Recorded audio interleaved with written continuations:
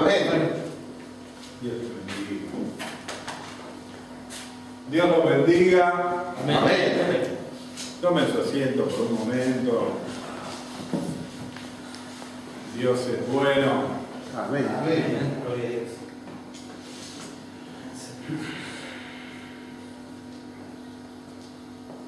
Gracias, Jesús. Bien. Yo me llamo Néstor, no sé si algunos ya sabían. Me llamo Néstor, vengo de Bahía Blanca. Tengo 6 hijos, media docena, era panadero. Entonces, menos de media docena.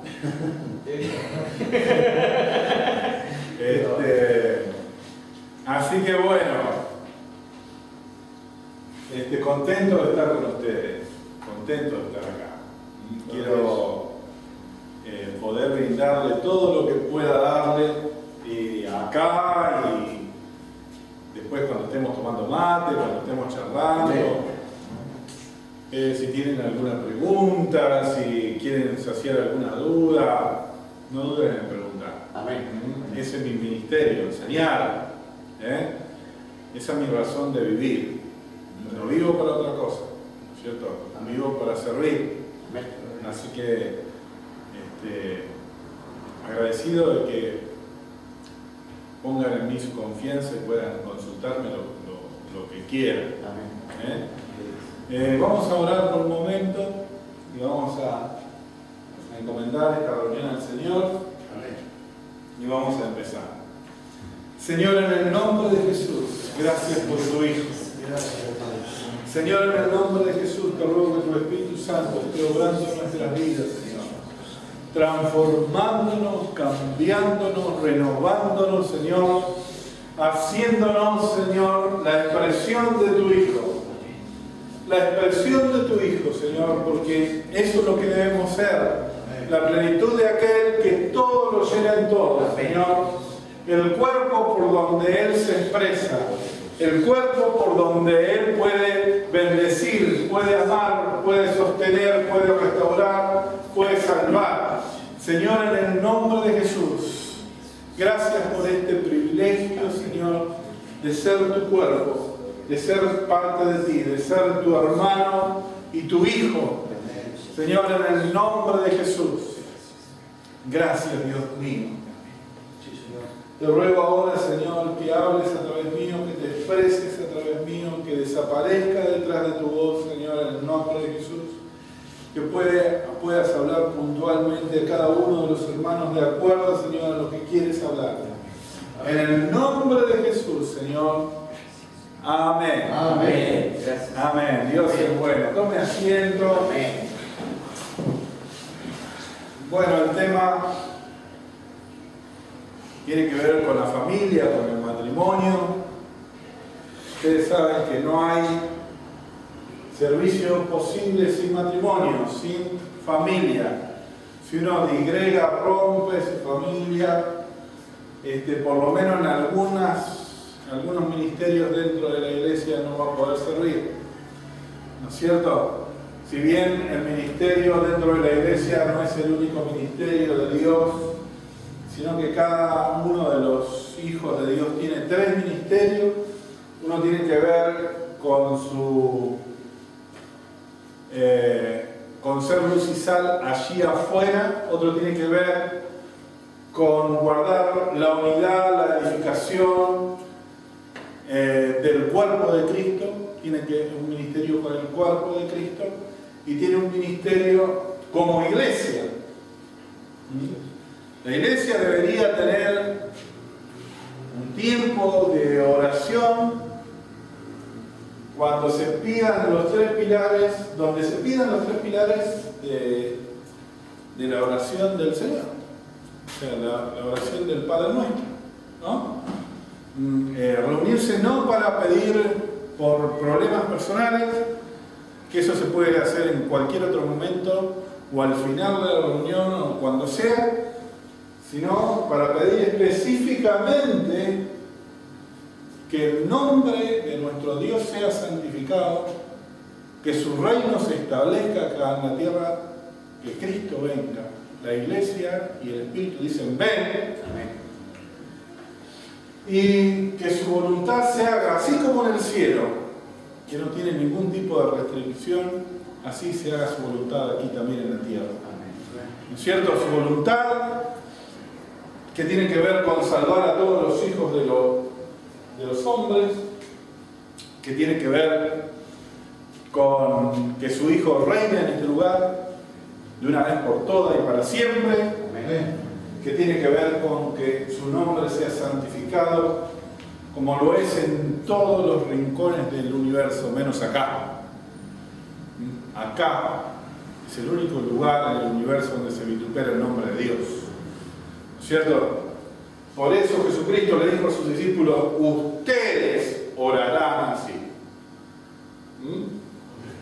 Ustedes, que son llamados a ser hijos de Dios, que tienen el privilegio, como decía hace un momento, ¿a qué ángel le dijo Dios jamás, mi hijo eres tú, yo te he engendrado hoy? Si bien esa palabra tiene que ver con Jesucristo, nosotros somos engendrados por el Espíritu Santo y somos hechos hijos de Dios. Amén. Amén.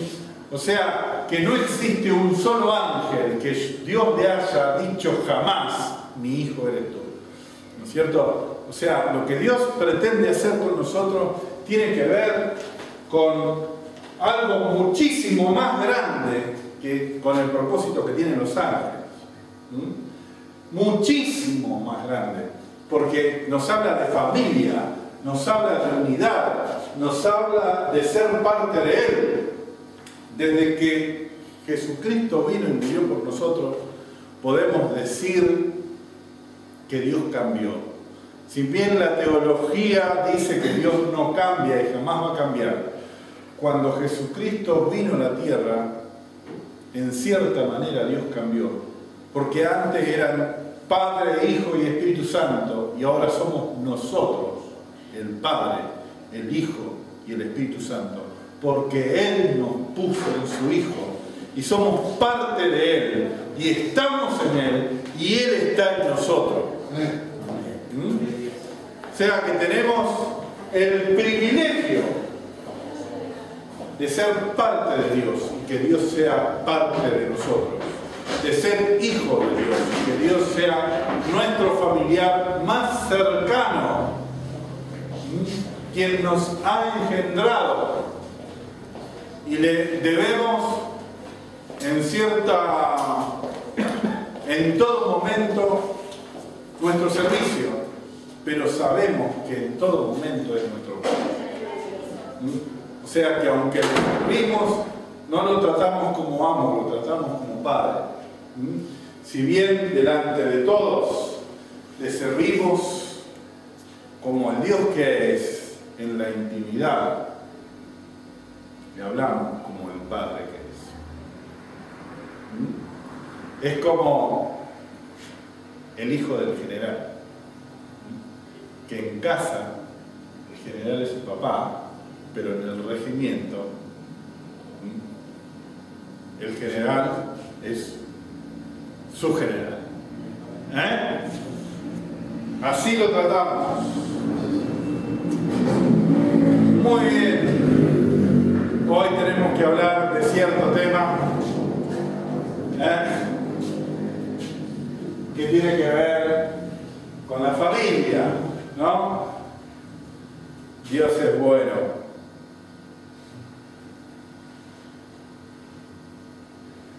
Saben que el Evangelio es un reemplazo de vida, una nueva creación.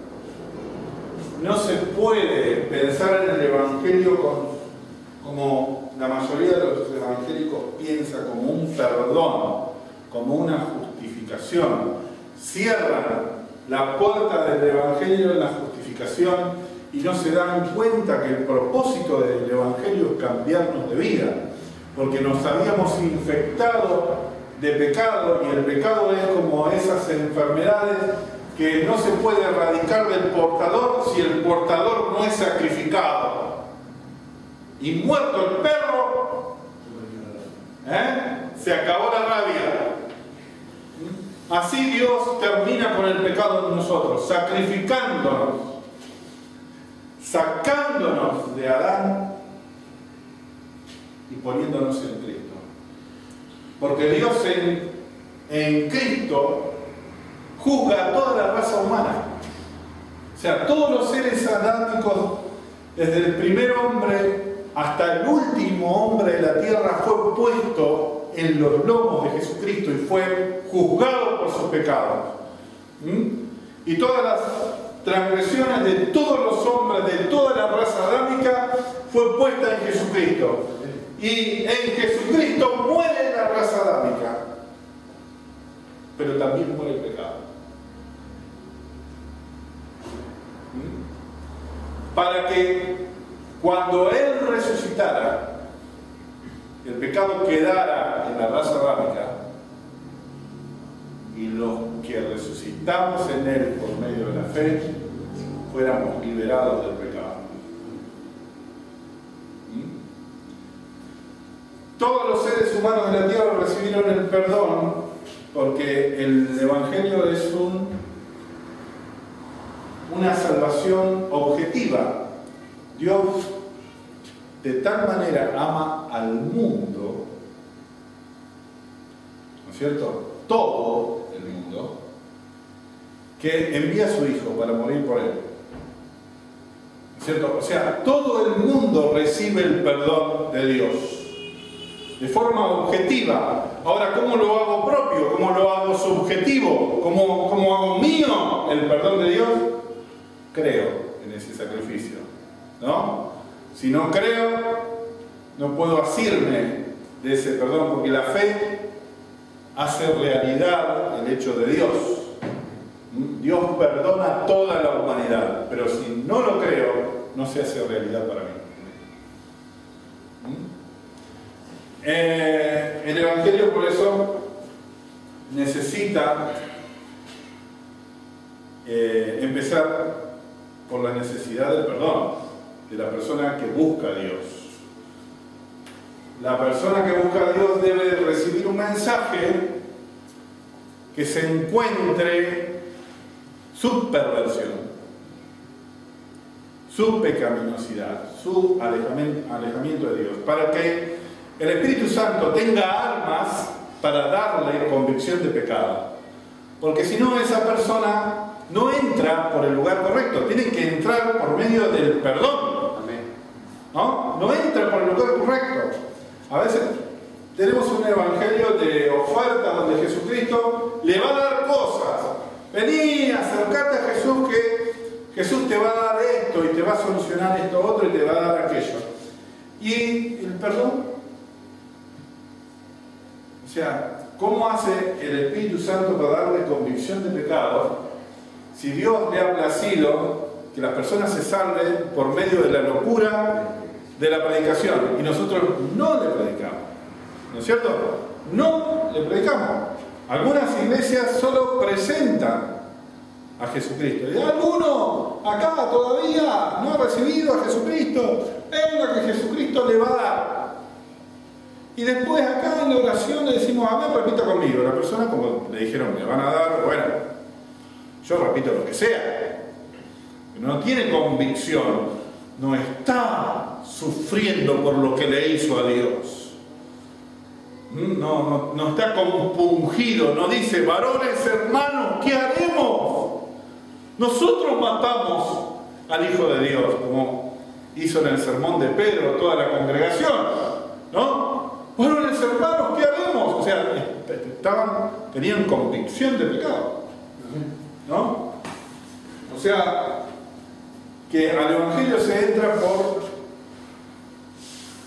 la justificación, por el pedir perdón, por ser justificado, por eso que hizo Jesucristo por nosotros, que tiene que ver con solucionar los problemas del hombre con Dios y sus consecuencias. O sea, el hombre ofende a Dios y las consecuencias de esa ofensa son la muerte, el destierro del servicio de Dios, ¿no es cierto?, la esclavitud del pecado.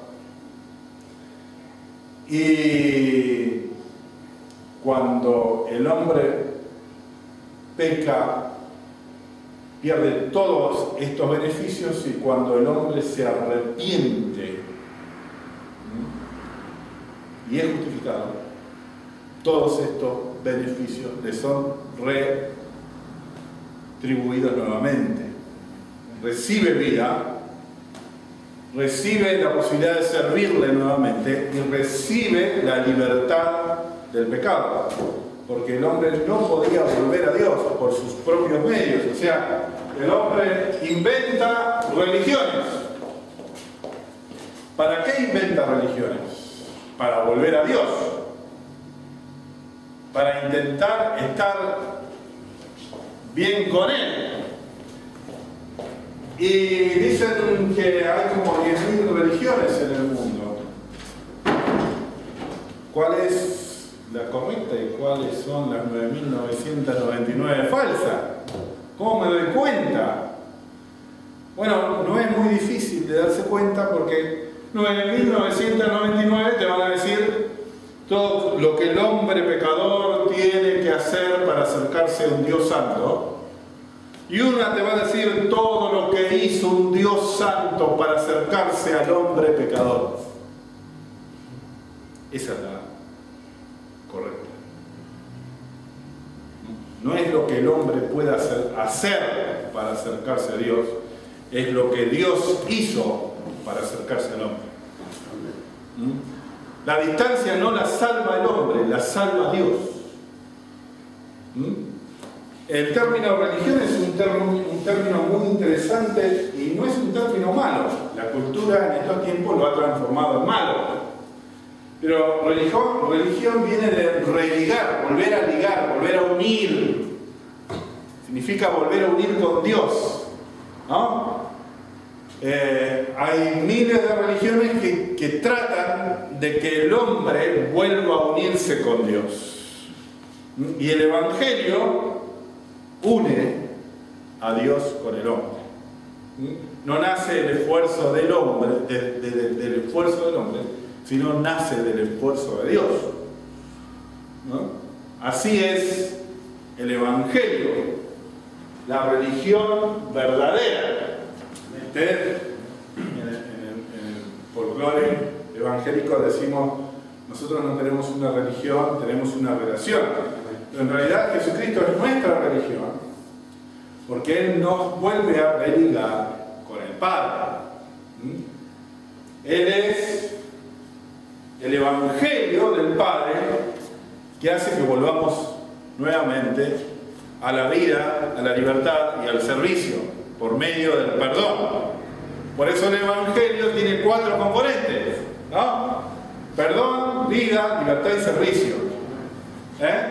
Esos 4 componentes tienen que ver con el Evangelio. El perdón tiene que ver con lo que le hicimos a Dios y sus consecuencias. Y la vida, la libertad y el servicio tienen que ver con lo que nos hicimos a nosotros mismos cuando nos dimos contra Dios. ¿No? Perdimos la vida, perdimos la libertad, y del huerto nos sacaron así como chicharra de un ala.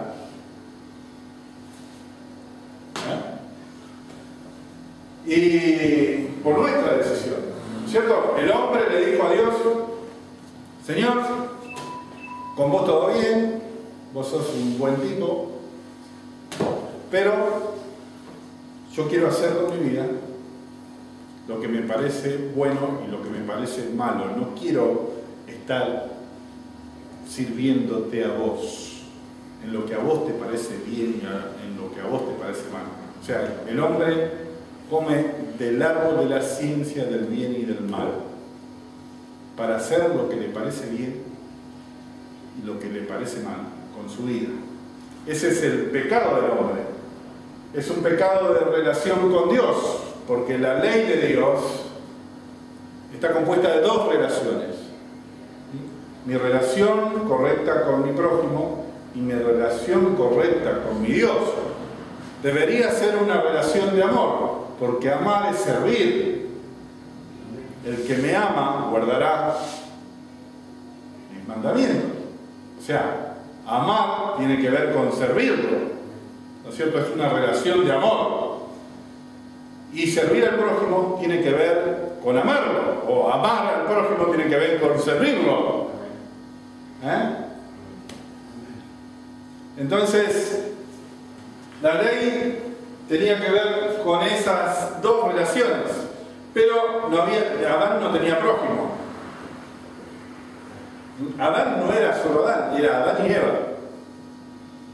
Adán le pone a Eva, pero Eva es Adán, porque Adán significa humanidad. Y la humanidad está compuesta de dos seres, uno masculino y uno femenino. No hay diferencia entre esos dos seres, solo biológicas. O sea, no es que uno es mayor y otro es menor, solo hay diferencias biológicas. Los dos componen la humanidad. Ninguno puede, sin el otro, seguir subsistiendo. ¿No es cierto? O sea, así que para Dios no hay hombre ni mujer, o sea, no hay diferencias entre el hombre y la mujer. El hombre ha hecho diferencias con la mujer. Para Dios no hay diferencia. Así que bueno, no me tengo que ir del tema. Decíamos que la relación que rompió Adán es la relación de no someterse a la voluntad de Dios, de no relacionarse correctamente con Dios. No tenía prójimo. O sea que rompe una sola relación. ¿Ah? Entonces, puede haber en este mundo la persona más buena de la tierra y ser para Dios un perverso digno del infierno como el mismo Satanás, porque usa su vida no en una relación de amor con Dios, sino como Él la quiere ser, a la manera de Adán. Así que, porque a veces nosotros tenemos ese, pero yo no le hago mal a nadie, ¿no es cierto? Y la gente de afuera dice, yo no le hago mal a nadie, yo voy, vengo, laburo, hago esto, vos te vas al infierno de cabeza, ¿no es cierto? Porque vos deberías estar sirviendo a Dios y estás haciendo con tu vida lo que a vos te parece bueno y lo que te parece malo. ¿No es cierto? A ese conocimiento tiene que llegar. Que no importa si se porta bien con el prójimo o no. Tampoco dice el Evangelio que uno no tiene que hacerle mal al otro, sino que tiene que hacer con el otro todo lo que le gustaría que el otro hiciera por uno. O sea, va más allá de no hacerle mal. Los pensadores humanos, los religiosos humanos, los grandes filósofos humanos solo llegaron al pensamiento de que yo soy justo cuando lo mío termina cuando empieza lo de los demás, ¿no es cierto? O yo no le hago mal a nadie. Hasta ahí llega la filosofía del hombre. Pero el amor de Dios llega mucho más lejos. Haz con el otro lo que quisiera que el otro hiciera con vos. ¿Cierto? Jesucristo, allá, mucho más lejos que todos los filósofos de la tierra, que decían que no había que hacerle mal al prójimo. Eso se queda corto, ¿verdad? Bueno, el Evangelio es un reemplazo de vida. ¿Por qué razón? O sea, nosotros perdimos la vida y la vida se ensució con el pecado. El pecado se enraizó, se mezcló. ¿No es cierto? Como cuando ponemos el saquito de té en el agua caliente. El té vendría a ser el pecado. A los 2 minutos, el agua está teñida de té. ¿Cómo separás el té del agua? Se ha hecho parte del agua. Su esencia se ha mezclado con la esencia del agua. ¿No es cierto? Entonces, el pecado se mezcló con el ser humano y es imposible separarlo. Por eso, Dios crea en Jesucristo una nueva naturaleza naturaleza. Hay un nuevo hombre. Hay un nuevo hombre, un hombre que no nace de voluntad de carne ni de voluntad de varón, sino nace de Dios. Así como nació Jesucristo, nacimos todos por voluntad de Dios. Una nueva raza, una nueva criatura totalmente diferente. Como decíamos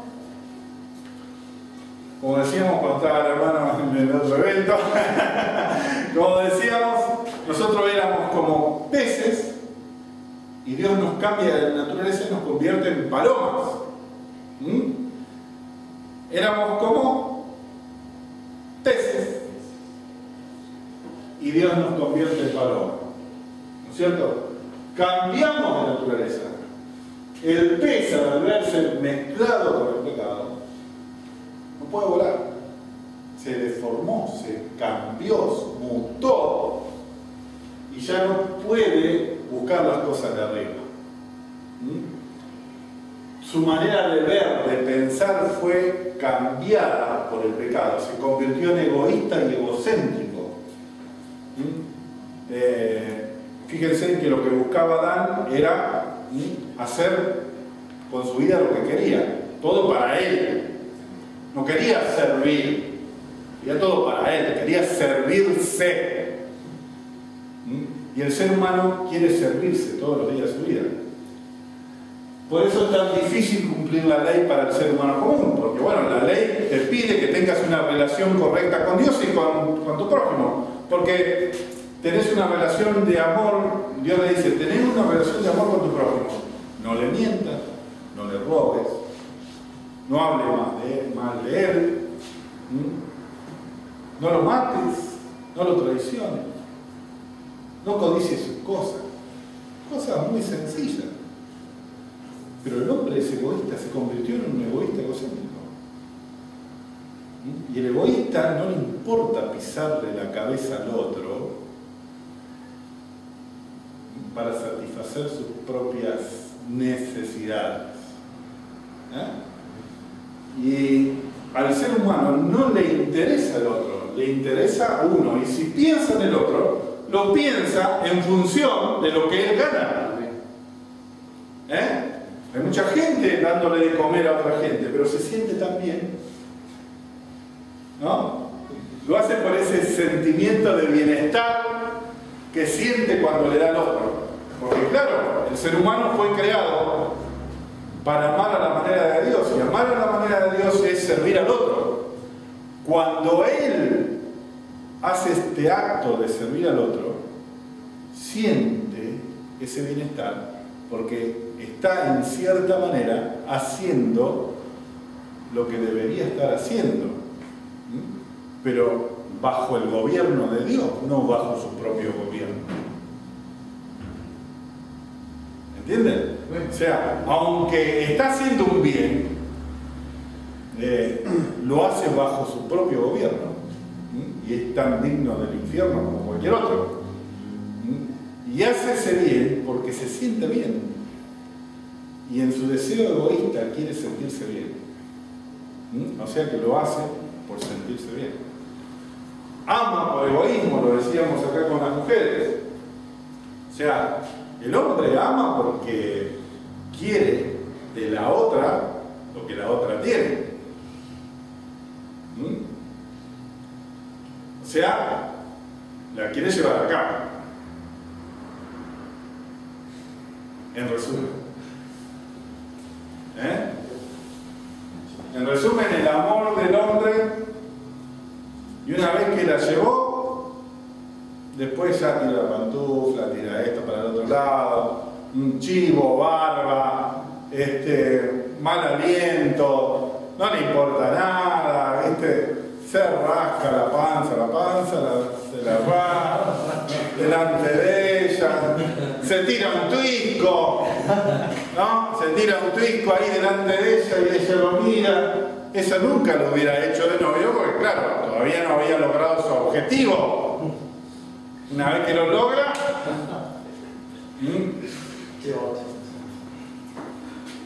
hasta el amor que dice profesar es egoísta.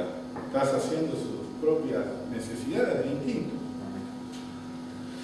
Así que por eso necesita ese reemplazo de vida. El Evangelio es un reemplazo de vida. Si tu vida no es reemplazada, no sos evangélico.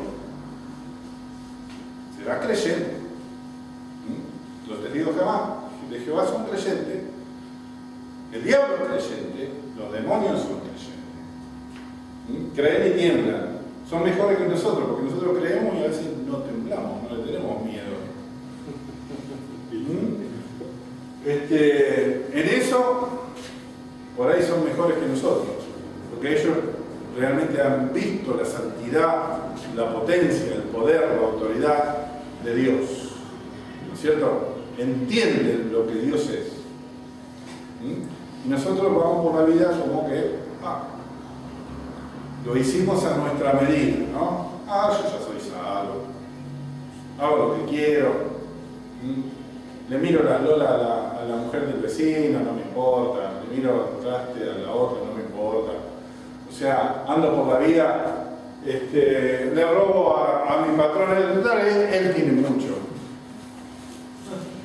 No importa, vengo a la iglesia, soy el santo, ¿no? Levantaré mano santa, ¿no? Levantaré mano santa, si con esta boca te alabo, con la misma que me cuenta unos chistes y le digo unas cosas a la mina que pasan por la vereda, ¿no? Con esta te alabo, Señor. Te doy mi corazón, Jesús, ese corazón de piedra horrible, que Dios, si se lo da, lo primero que va a hacer es apretar el coso del tacho de basura, va a decir, justo lo que necesito, tu corazón. Porque el Evangelio no es una mejora de corazón, es un reemplazo de corazón. ¿Cierto? Quitaré de ti el corazón de piedra y pondré en ti un corazón de carne. O sea, es un reemplazo. Ese corazón mejorado que vos le ofreces para él es como el trapo de inmundicia, que son esas vendas que tenían los leprosos, que una vez que se las sacaba ya se le había podrido la carne, entonces estaba pegada a esa carne podrida en el trapo con pus y todas esas cosas. Así es nuestro corazón delante de Dios. Ese es el corazón nuestro. Te doy mi corazón, Jesús, transfórmalo. ¿No? No, Dios no quiere transformar Dios quiere tirarlo a la basura y darte un corazón nuevo. ¿No? Eso es el Evangelio, una nueva vida, un nuevo corazón. No tiene que ver con una mejora ni con nada de eso. Eso es un folclore que tiene que ver con, viene de nuestra mezcla, de la mezcla que hizo el catolicismo con el Antiguo Testamento, que luego, claro, nosotros nos separamos de los católicos, pero nos trajimos gran parte de su manera de glorificar a Dios, gran parte de su pensamiento cúltico, que a Dios se lo sirve dentro de estas cuatro paredes, y que esto es santo. Esto es santo. Esto es santo. Lo que contiene a Dios es santo. Estas paredes ya no contienen, ya no es ni en ese monte, ni en ese templo, en el Espíritu.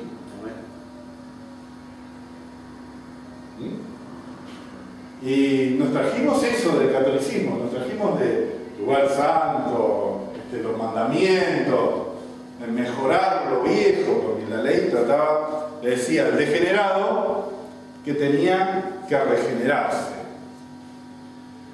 ¿Qué se va a regenerar el degenerado? ¿No? Era imposible, pero bueno, perseguía el propósito de que el degenerado se diera cuenta que era imposible que él se pudiera regenerar, ¿no? Y que remara con todas sus fuerzas para regenerarse y el agua lo vaya llevando a la cascada, ¿viste? Y remara más fuerte y el agua lo llevara a la cascada, y más fuerte, y que esté a 2 metros de la cascada el precipicio, y dijera: ¡ay de mí, quién me librará de este cuerpo de muerte! Ya ahí se daba cuenta que no podía él, que necesitaba un quién un Salvador, otro que lo libre. Ese era el propósito de la ley, llevarlo a Cristo, el Salvador que lo libre. Una nueva vida. Gracias, Jesús. Muy bien. Pablo le dice a Timoteo, pero tú conoces mi ejemplo. Había un montón de... En la iglesia se había llenado de la cultura griega y de los judaizantes, ¿no? Y el griego era de discutir mucho y filosofar mucho, ¿no es cierto? A él le gustaba analizar y filosofar, no le importaba llegar a la verdad. A él le importaba mostrarse como él tenía una retórica importante y cómo podía manejar el tema según sus pensamientos y llegar a cierto punto que no le importaba si era verdad o no. ¿No es cierto? Entonces le dice a Timoteo, mira Timoteo, porque en el momento en que le dice estas cosas, Pablo tiene una revelación. Dios le dice, Pablo, de esta hasta acá te llegó el hilo. Entonces entiende que lo iban a matar. Y como Pablo era un hombre previsor, quiere preparar a Timoteo para que el Evangelio no se pierda. ¿No? Y le dice, Timoteo, guarda ese depósito que yo hice en vos. Guardalo, atesoralo, ¿no? Que no se mezcle ni con la filosofía de los griegos, ni con la legalidad de los judíos, ni con las historias de vieja, que no se mezcle con nada, guardalo, atesoralo, porque vos conocés mi ejemplo. Porque todos esos charlatanes hablan, pero no viven. Pero vos conocés mi ejemplo. Y este señor Einstein dice que dar ejemplo no es la principal forma de influir a los demás, es la única. Y tiene razón. Pablo apeló al ejemplo en muchas cartas. A los Gálatas apeló al ejemplo y dice, cuando termina la carta dice, y nadie me moleste más, porque yo llevo en mi cuerpo las marcas del Señor Jesús. O sea, que a mí me apedrearon, a mí me latigaron, a mí me lastimaron tantas veces. Yo acá tengo las marcas de que soy un verdadero apóstol de Jesucristo. Su ejemplo, ¿no? Lo dicen en todas las cartas, ¿no? Cuando venían otros pseudo apóstoles y decían que ellos eran tan importantes como Pablo y que Pablo era un petizo viejo y mal hablado, y él decía, ¿son judíos? Yo lo soy. ¿Creen en Cristo? Yo también. ¿Son apóstoles? Yo más. En naufragio, en sufrimiento, en ayunos, en oraciones, en desvelo. Mi ejemplo. Él podía mostrar con su vida lo que decía con sus palabras. Y es la única forma de ver un verdadero cristiano, el ejemplo. No hay otra forma. Del árbol malo salen frutos malos y del árbol bueno salen frutos buenos. No es un problema de frutos, es un tema de árboles, ¿no? Le miramos el fruto no para mejorar el fruto, sino para ver si el árbol es bueno. En la primera carta a Timoteo, a Pablo se le revela que en los postreros días vendrían tiempos peligrosos donde dentro de la iglesia habría habladores, mentirosos, profanos, amadores de sí mismos, sin afecto natural, que despreciarían a sus padres, que tendrían apariencia de piedad, Entonces Pablo le dice a Timoteo, eso va a pasar, porque el Espíritu dice que va a pasar. Pero nosotros vamos a poner en el liderazgo de la iglesia gente que dé el ejemplo. No mires cómo canta, no mires si viene todos los días, no mires si toca la guitarra bien o mal, no mires si hace buenos chistes o si tiene buena relación con el pastor o con los hermanos. Preguntarle a la mujer, porque si anhela obispado, tiene que ser un marido irreprensible, tiene que tener en sujeción a sus hijos, tiene que tener un ejemplo intachable. Adentro de la iglesia te puede engañar. No le ponga las manos con ligereza para un cachito, porque algunos los pecados los tienen tan bien guardados que no se manifiestan enseguida. Entonces vos no lo levantes en el cargo enseguida, dale un tiempo, esperemos, porque dice, a los que hacen bien también, a veces hacen bien y lo hacen tan oculto, ayudan a su hermano, le dan un peso al otro y no le dicen nada a nadie, y vos no te vas a enterar enseguida, pero un tiempo. Mientras tanto, preguntale a la señora qué tal es tu marido, preguntale al compañero de trabajo qué tan santo es, preguntale al patrón, preguntale a los vecinos, andá por atrás, porque a vos te puede mostrar la careta, pero por atrás se le van a ver los hilos.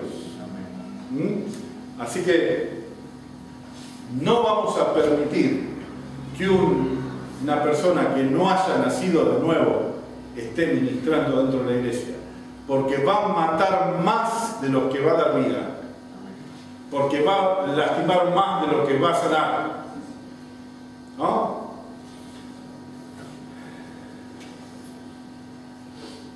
Le dice Pablo, pero persiste tú en lo que has aprendido y te persuadiste sabiendo de quién has aprendido, ¿no?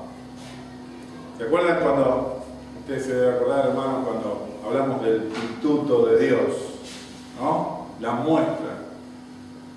Si vos hablás del Evangelio y no sos lo que decís que el Evangelio hace, sos un hipócrita. El que habla tiene que ser la muestra del poder del mensaje que quiere comunicar. Si no sos la muestra, si vos decís, si Dios cambia vidas y el otro te dice, ¿y vos qué sos? La excepción de la regla. No le hables. No le hables. ¿Cierto? Vas a desparramar más de lo que vas a juntar. Uno tiene que poder mostrar con lo que es, lo que Dios puede hacer con un pecador. Entonces te va a entender, porque vos vas a llevar en vos mismo, vas a llevar la muestra.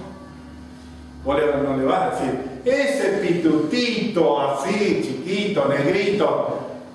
No, va a decir, acá está la muestra de lo que Dios puede hacer con un pecado. Entonces, te va a entender. Te va a entender. Bueno, así es la potencia del ejemplo. ¿No es cierto? Primero la familia.